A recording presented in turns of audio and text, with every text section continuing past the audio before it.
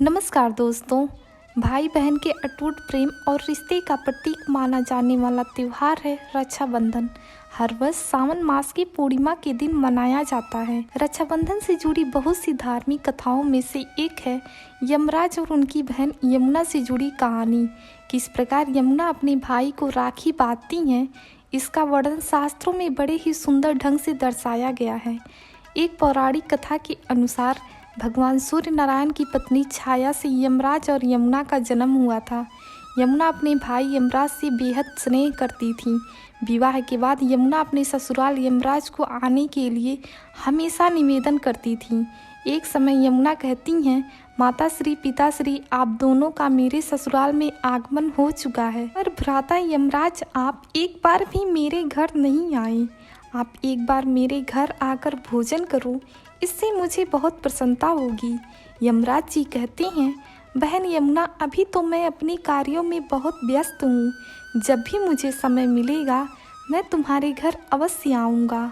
और इस तरह वे अपने कार्यों की व्यस्तता होने की बात कहकर यमराज जी अपने निमंत्रण को टालते रहें।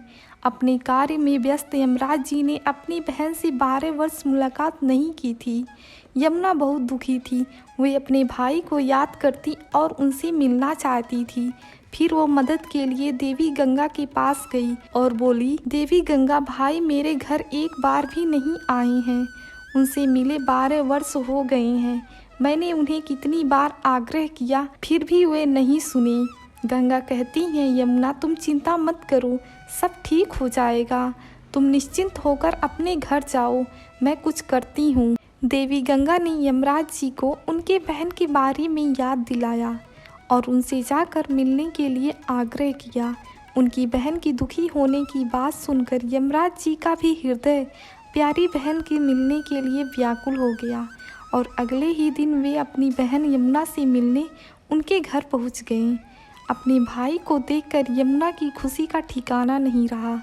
यमराज जी बोले, मेरी प्यारी बहना, मुझे क्षमा कर दो, मैं अपने कार्यों में व्यस्त रहा और तुझे मिलने नहीं आ पाया। कोई बात नहीं भैया, आज सावन मास की पूर्णिमा का दिन है।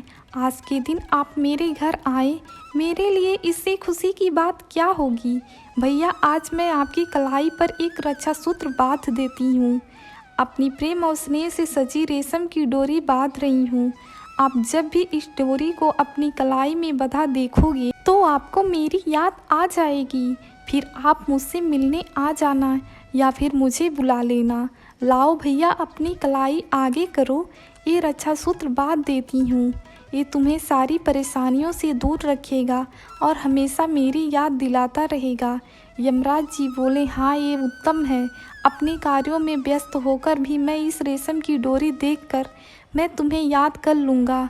मेरी प्यारी बहना, तू सदा खुश रहे। तुझे कभी भी मेरी ज़रूरत हो तो बस मुझे याद कर लेना, मैं तुझे मिलने आ जाऊँगा।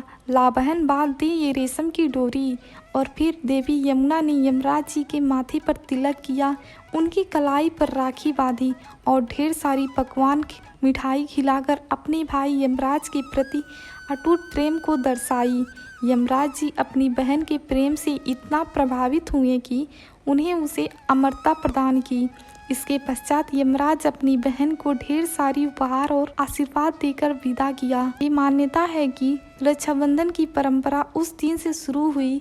राखी के अवसर पर भाई अपनी बहनों से मिलने जाते हैं या फिर बहनें अपने भाई के घर आती हैं। इस दिन बहनें अपने भाई चिरायु बनाने के लिए उनके कलाई पर राखी बांधती हैं। इसलिए कहते हैं, भाई बहन का प्रेम अमर होता है। रक्षाबंधन का त्योहार इसी प्रेम भरी रिश्ते को रेशम की डोरी से बांधकर और भी अटूट बनाए रखते हैं। वीडियो पसंद आए तो प्लीज़ सब्सक्राइब कीजिए, हमें सपोर्ट कीजिए। धन्यवाद।